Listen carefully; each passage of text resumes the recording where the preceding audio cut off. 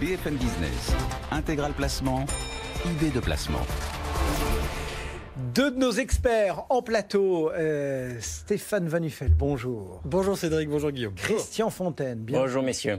Merci à tous les deux de nous avoir rejoints. Stéphane Van Nuffel pour Net Investissement et Christian Fontaine, faut-il encore le préciser, pour le revenu.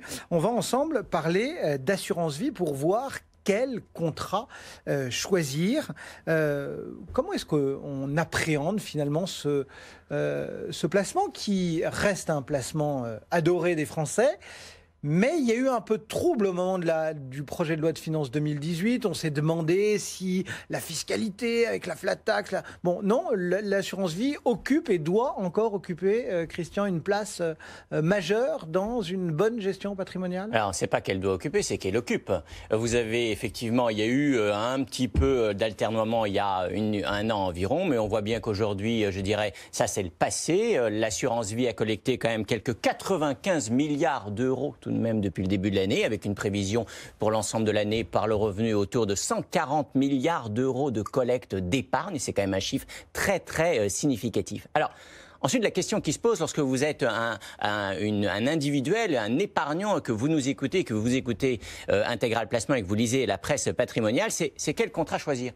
Et il faut le préciser parce que les épargnants ne se posent pas forcément tous cette question. Tout le monde pense à comparer le prix d'une voiture, d'une machine à laver la vaisselle, mais personne ne pense forcément à comparer le prix des produits d'épargne. Alors, c'est vrai, je vous l'accorde, c'est moins glamour. C'est moins glamour. Mais ça dépend. Ça dépend par qui c'est l'intermédiaire, exactement. Ça dépend qui est c'est moins glamour, je vous l'accorde tout de même. Mais il y a sans doute beaucoup plus à gagner ou beaucoup plus à perdre à ne pas comparer. D'où votre question très intéressante.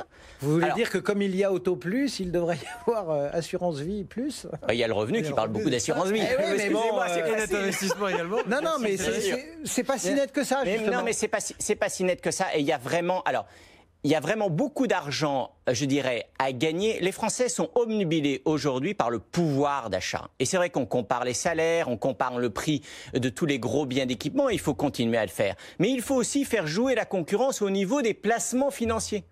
Quel contrat d'assurance vie choisir?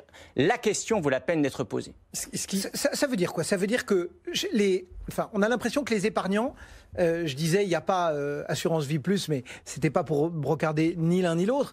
C'est juste que les gens, ils ont l'impression que Assurance Vie, c'est un produit générique. La bagnole, c'est pas un produit générique. La voiture, la machine à laver, c'est pas un produit générique. Ils ont peut-être l'impression à tort que cette Assurance Vie, finalement, ils auront la même partout. Alors, deux choses. D'abord, il n'y a pas l'aspect affectif. Il est difficile de retrouver l'aspect affectif dans l'assurance vie. Quand c'est la voiture, on la sort pas tous les jours. Forcément, bien ou pas bien, parce que l'affectif peut vous faire des erreurs. Parfois, l'assurance vie, ça reste comme plein d'autres choses. Le placement, en général, ça reste quelque chose d'assez froid et d'assez mécanique et mathématique. Donc, la comparaison se fait sur des critères très bateaux. Et le coup de cœur sur un contrat d'assurance vie, en tout cas moi, en 20 ans de carrière, je ne l'ai pas connu. Maintenant, il y a quelque chose d'important. Avant qu'on ne rentre dans vraiment l'inventaire précis des points de comparaison, je suis obligé, parce que c'est mon métier aussi de le défendre, et aussi parce que les réglementations s'est un peu solidifié et c'est devenu un peu plus complexe en 2018. Comparer un contrat d'assurance vie, c'est pas aussi simple que de comparer une voiture, une maison ou un bien de consommation. Il y a quand même, à un moment donné, une obligation de conseil. Il y a des intermédiaires qui peuvent être votre assureur, votre banquier, votre conseiller en gestion de patrimoine. Il faut prendre aussi ses responsabilités par rapport à ça, parce que dans les critères que l'on peut définir comme des critères de comparaison, il y en a un qui, au départ, ne dépend que de vous, particulier qui veut investir, c'est qu'est-ce que je veux faire et vers quoi je veux me tourner. Et vous pouvez très bien comparer 100 contrats d'assurance vie, s'il y en a la moitié qui ne sont pas du tout dédiés à votre profil d'investisseur, risque, moyen, etc. Bon, sur la bagnole, c'est pareil, entre madame qui veut un truc pratique avec un grand coffre et monsieur qui veut un moteur qui fait vroom vroom. Ouais, enfin, non, mais c'est pareil, mais Stéphane fait bien on sait que c'est madame qui aura raison de toute façon à la fin. Bon. Qu'est-ce qu'on regarde? Parce que sur les voitures, consommation, ceci, cela, mais là, sur l'assurance vie, qu'est-ce qu'on prend comme mais Stéphane a raison de préciser qu'il faut d'abord réfléchir un tout petit peu de ce que vous attendez de votre contrat d'assurance vie. Est-ce que vous cherchez un placement, je dirais, pour spiler éventuellement en bourse, puisqu'on peut faire de la bourse par intermédiaire d'un contrat d'assurance vie? Est-ce que vous cherchez un contrat d'assurance vie un peu plan-plan parce que c'est votre nature? Est-ce que vous souhaitez avoir des revenus complémentaires, préparer votre retraite? Bon, pour répondre à votre question, Le revenu compare les contrats d'assurance vie depuis 1978 sur la base d'une vingtaine de critères. Je vous ferai grâce de tous les critères. Cette année, dans la conjoncture actuelle, il y en a 3 qu'il faut regarder. 1, la solidité de la compagnie d'assurance vie. Un contrat d'assurance vie, ça va vous accompagner non pas pour 1, pour 2, pour 3, mais peut-être pour 30 ou 35 ans ou 40 ans dans les cas extrêmes. La solidité est essentielle. Les bancs d'essai du revenu montrent qu'il y a 3 compagnies qui apparaissent avoir davantage de réserves que les autres. C'est GMF Vie, Le Conservateur et Même Avis. Deuxième critère, la qualité de l'offre d'UC. Bien sûr, alors là on parle un tout petit peu technique. UC, ce sont les unités de compte, c'est tout ce qui n'est pas fonds en euros. C'est le nom des fonds d'investissement dans le cadre de l'assurance vie. L'assurance vie, ce n'est pas que l'assurance vie à la papa, à la papy ou sans risque, donc alors le fameux fonds en euros. C'est aussi la possibilité de diversifier son contrat en bourse ou en immobilier, et tous les contrats n'offrent pas la même variété ni la même qualité de support d'investissement. L'assurance vie, c'est une enveloppe fiscale. C'est comme ça qu'il faut l'intégrer. Troisième critère, famille de critères à regarder, ce sont bien sûr les frais essentiels. Lorsque vous gagnez 10% par an avec votre épargne, passez par payer 2% de frais. Après tout, ça ne fait jamais qu'un cinquième de vos gains qui tombent dans la poche de l'intermédiaire. Quand vous gagnez 2%, et malgré du fait de la baisse des taux d'intérêt, quand vous gagnez que 2 ou 3%, si vous payez 2%, c'est les 2 tiers. C'est plus la même histoire. Qui tombent dans la poche de l'intermédiaire, ce n'est plus du tout la même histoire.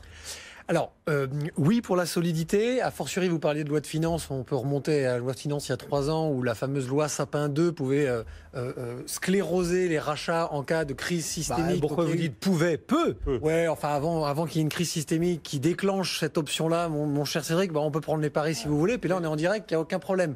Parce que la loi Sapin 1 existait déjà, si je peux m'exprimer ainsi. Ouais. Il y avait déjà, les 3/4 de l'article existaient déjà avant 2008, avant ce que moi, je pense être la plus grosse crise financière de l'histoire de l'humanité moderne.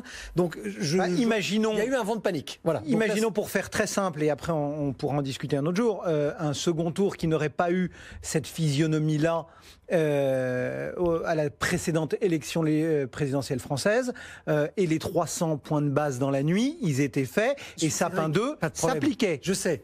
Imaginons que Grouchy soit arrivé à l'heure, et puis à Waterloo, oui, Napoléon aurait gagné, on aurait réglé le problème. Je vous taquine exprès pour vous dire quoi. Oui, la solidité des assurances, le seul point positif de cette loi Sapin 2 et de ce vent de panique de pas mal d'épargnants particuliers que nous on rencontre, c'est finalement ils se sont posé la question. Oui, fonds euros, oui, capital garanti, mais le risque est porté par un tiers. Donc je vais quand même me dire, quel est ce tiers? Puisqu'on a vu qu'une banque américaine, la 4e banque d'affaires américaine, pouvait faire faillite. Pourquoi un assureur, pourquoi une grande banque européenne ou française ne pourrait pas faire faillite? Donc l'argument de Christian est très recevable et je pense qu'il faut le prendre en compte. C'est difficile pour un particulier de le faire, mais vous avez des médias, vous avez des intermédiaires comme nous qui vont pouvoir vous apporter des informations. Il faut le faire. Alors après, là où je suis un peu moins d'accord, et ça tombe bien, c'est un débat, c'est sur les frais, parce qu'on se bagarre souvent avec Christian sur le sujet des frais. Moi, je dis toujours, et alors on va revenir sur la voiture, puisque Cédric aujourd'hui a envie de parler de voiture, c'est un sujet qui lui tient à cœur. Mais pas loin de la il n'y a pas de jugement, il n'y a pas de jugement de valeur. La question, c'est quand vous achetez une berline française ou une berline américaine, une berline allemande, pardon, et je pense à certaines marques comme BMW, Mercedes, etc. Bon, vous devez aller à 130 sur l'autoroute, vous n'avez pas le droit d'aller plus vite, vous avez les mêmes feux rouges, les mêmes stops, les mêmes règles à respecter. Maintenant, il y en a une qui peut valoir 2 fois plus que l'autre. La question, c'est qu'est-ce qui justifie le 2 fois plus que l'autre? Parfois, il y a certains produits de consommation dont le prix est surévalué et ne justifie pas, l'immobilier, ça peut être le cas, ne justifie pas le surprix.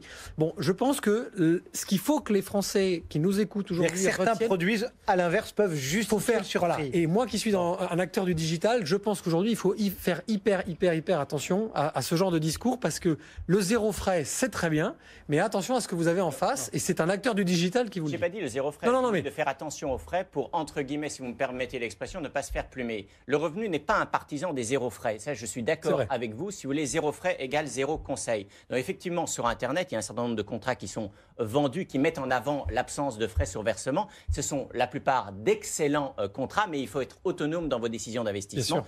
Et tout le monde ne l'est pas forcément. Et il y a un certain nombre de profils, des profils haut de gamme, des gens qui ont pas mal de patrimoine, pour qui ont besoin de solutions sur mesure. Et donc ça, il faut accepter de payer. Je dirais que c'est pas le zéro frais, c'est le juste niveau. Le juste frais. Je peux rajouter juste une petite chose, un quatrième point que j'ajouterais, Cédric, c'est important. Vous avez des opérateurs, je pense à Norcia, la plateforme d'assurance qui a créé un contrat qui s'appelle Nelia de mémoire. Il faut aussi penser au parcours réglementaire. Aujourd'hui, vous avez, quand vous souscrivez un contrat d'assurance vie, dans les obligations, alors soit quand on est dans du conseil financier MIF 2, soit quand on est tout simplement dans l'acquisition d'un contrat d'assurance vie avec DDA, vous avez des obligations pour le particulier d'avoir un petit parcours réglementaire pour justifier qu'il a bien compris ce qu'il était en train de faire, la transparence sur les frais, etc., etc. Bon, choisissez aussi peut-être votre contrat par rapport à des services qui vous sont proposés par l'assureur en question. C'est amusant ce que dit Stéphane, votre contrat. On ne doit avoir qu'un contrat, donc il faut bien le choisir, ou est-ce qu'au contraire, il faut parcourir justement la presse, les conseils des uns ou des autres pour adapter le nombre de contrats à sa stratégie patrimoniale? Bien sûr, plusieurs contrats. En fait, la caractéristique de l'assurance vie est un placement populaire, mais un placement complexe. Et soyons clairs, un contrat d'assurance vie, c'est le mot contrat, c'est pas de la finance, on est dans une notion juridique. Et il n'y a aucun contrat, si vous voulez, qui est bon sur les 20 ou 25 critères qui sont chaque année observés par le revenu. Ça signifie quoi? Ça signifie qu'il faut sans doute à minima 2 contrats. Un contrat, je dirais, avec un bon fonds en euros, c'est l'assurance vie sans risque, qui rapporte toujours moins autour de l'inflation, en tout cas pas pour les contrats primés par le revenu qui cette année vont rapporter plus que l'inflation, mais il est fort. Il est bon, il est très bon. Cédric est bon déjà. Un contrat avec un bon fonds en euros parce que l'assurance vie en euros reste le placement sans risque garanti le plus rentable du marché cette année. Pour la moyenne des contrats, on va tourner autour de 1,5, c'est quand même le double du fameux livret A.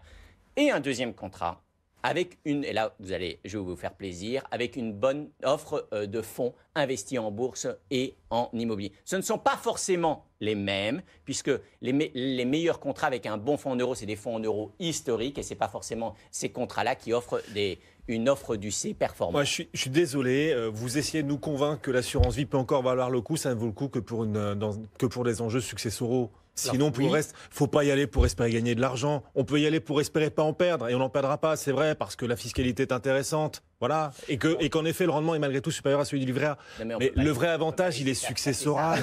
Non, je peux mais il rien va dire pas parce au-delà. que je pense que c'est déjà important d'ailleurs. Guillaume n'a pas encore rencontré un bon conseiller en gestion de patrimoine qui pourrait le convaincre. Provoque parce qu'il y a un studio à mais c'est important quand même parce que d'un point de vue assuré, moi je pense qu'il faut toujours s'assurer sur une seule tête. Il faut éviter les coadhésions. Ça, c'est un petit détail, mais il faut éviter les coadhésions, quitte à faire une adhésion sur monsieur avec madame comme bénéficiaire ou l'inverse, ou monsieur ou madame. L'idée, c'est surtout, oui, je suis d'accord avec vous, mais c'est important.